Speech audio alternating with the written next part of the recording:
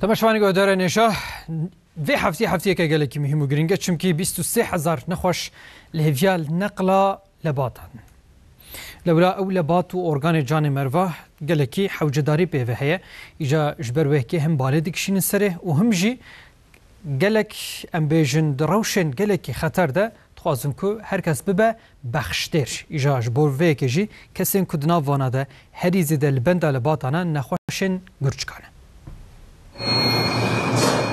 به هزاران نخوش با باش ببن لهویا ارگانانن لترکیه نزی 23000 نخوش لبنده نکل لبات بندیتن لیل ولید بخشاندن گلکی کمه هری زیده نخوشن گرچکان لبنده ارگانان دستکنن Yani ya mühim yani emptir ihtiyacı heye gulçiske yani böbreke ihtiyaç hey her sali neziki 2500 insan yani per organ etwanda xabetin emri xod dedike gulçiske otwan şolnaken na xabetin xalas buna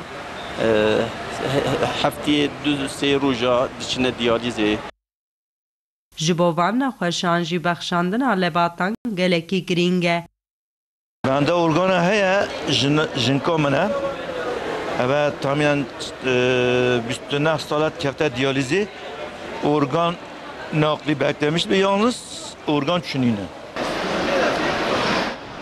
Doktor Muhammed Kılınç dibêje îsal 20 kes li nexweşxaneya me bi mirina me jî vefat kirine lê malbatên wan organ nebexşandine.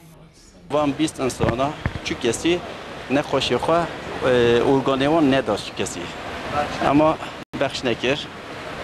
Ev aslında tiştekî gelek mühim e. Her organekî tu bêjî sadece gulçîsk dabane nêzîkî 40 insan belkî vêgavê yani hayata xwe daha rahat berdevam bikirva. Bexşandina lebatan jiyana însanan xelas dike. Loma hewceya civak divê mijarê de bêhişyar kirin.